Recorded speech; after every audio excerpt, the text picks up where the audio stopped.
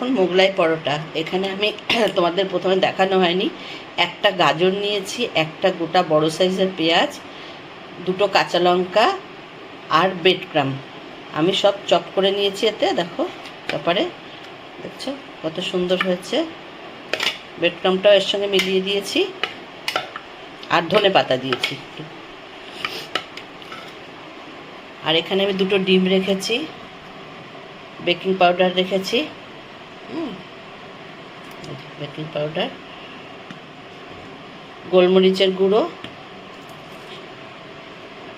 শাহি গরম মশলা, নুন, এখানে ময়দা আমি পুরো ময়দা নিইনি, তার সঙ্গে অল্প একটু আটা মিলিয়ে নিয়েছি, সামান্য নুন দিয়েছি। এটার মধ্যে আমি 1 চিমটে বেকিং পাউডার দিয়েছি, সামান্য নুন আর একটু তেল দিলাম।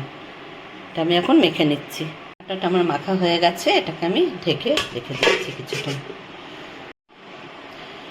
এখানে আমি 1/2 টেবিল স্পুন গোলমরিচের গুঁড়ো আর তার থেকে আরেকটু কম শাহি গরম মশলার গুঁড়ো এটাকে আমি মিলিয়ে দিচ্ছি। এবারে আমি এই দুটো ডিম দিয়ে এটাকে আগে ভালো করে মিক্স করে নেব। দুটো ডিম এতে দিলাম, দিয়ে এটাকে আমি ভালো করে মিলিয়ে নেব। এবারে আমি পরিমাণ মতন নুনটাও দেব। দেখো আমি বেলে নিচ্ছি। এটা আমি 10 মিনিট মতন রেখে দিয়েছিলাম ময়দাটা মেখে।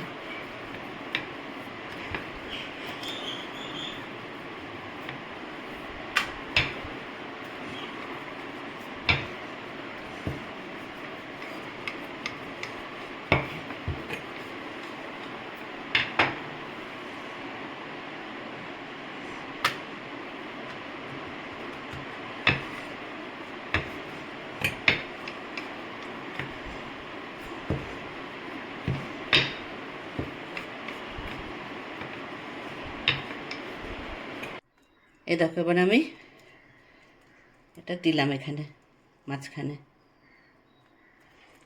চামচের এই বড় চামচের 2 চামচ দিলাম ওতে। আমি শেপটা আনার জন্য এটাকে সুন্দর করে কেটে নিলাম। এবারে আমি তোমাদের এটাকে মুড়ে দেখাচ্ছি। আমি প্রথমে সাইডটা মুড়ে নিলাম, দেখো সাইডটা মুড়ে নিলাম। এবারে আমি এটাকে এরকমভাবে ফোল্ড করে দিলাম।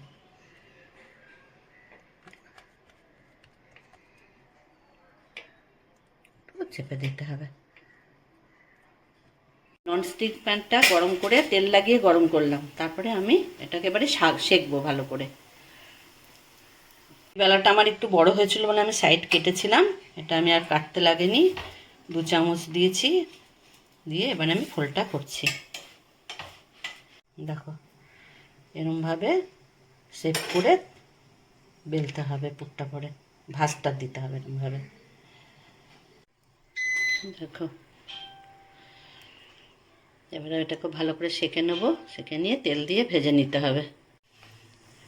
প্রথমে ভালো করে মোগলাইটাকে সেঁকে নিয়েছি, এবারে তেল দিয়ে এটাকে ভেজে নিচ্ছি। এটা করার সময় কিন্তু একটু আগুনটাকে সিম রাখতে হবে, কেননা তাহলে ভিতরটা সেদ্ধ হবে না ঠিক মতন।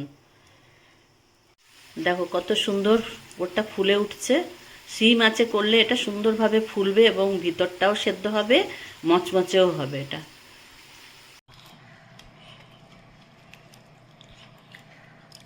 দেখো ভেতরটা কত সুন্দর সেদ্ধ হয়েছে।